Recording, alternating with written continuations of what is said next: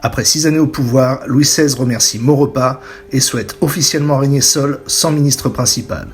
En 1786, Charles-Alexandre de Calonne, ministre des Finances, propose un impôt égalitaire en supprimant les avantages fiscaux de la noblesse et du clergé. Devant l'affront des notables, la reine Marie-Antoinette elle-même demande ouvertement son renvoi. La mesure est enterrée, le peuple commence à gronder. C'est aussi une période de développement industriel et commercial, avec la restauration de grands ports stratégiques au Havre ou encore à Dunkerque, ainsi que l'assainissement des villes de Bordeaux et de Lyon.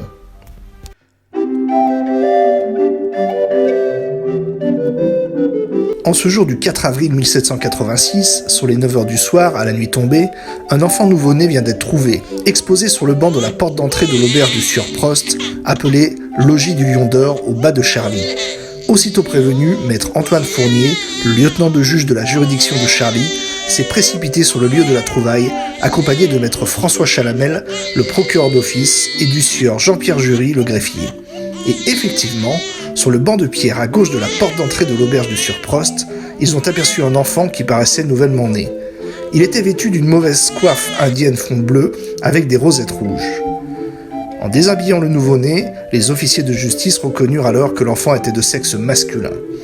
Après un instant d'hésitation, prenant le dit enfant dans ses bras et fort embarrassé de ce précieux fardeau, maître Fournier, tout ému, alla frapper à la porte voisine de Jean Puy, le boucher.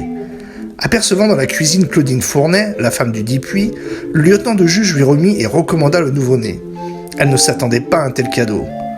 Puis de l'avis général, le procureur d'office alla acquérir le maître chirurgien Jean-Joseph Tallène, qui habitait à proximité.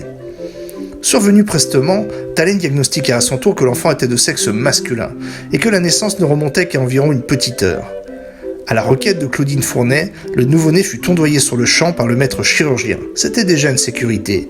Après seulement, on lui donna du lait. Où diable la mère sauvage et fugitive de ce pauvre enfant avait-elle pu accoucher ? Se demandèrent les assistants. Probablement non loin d'ici, à proximité du banc où le fruit de ses entrailles avait été déposé. Les officiers de justice, accompagnés du chirurgien Tallène, se mirent à arpenter et inspecter les lieux voisins, de nuit à la lumière des lanternes.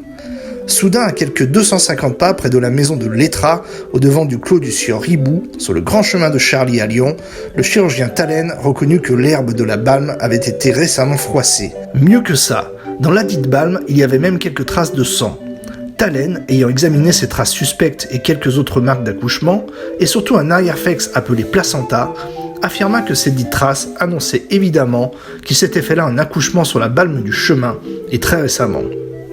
Alors, officiellement, le lieutenant de juge fit prêter serment au sieur Tallène sur l'exactitude de ces dires.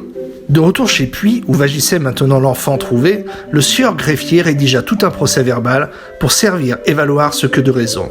Qu'advint-il de cet enfant ?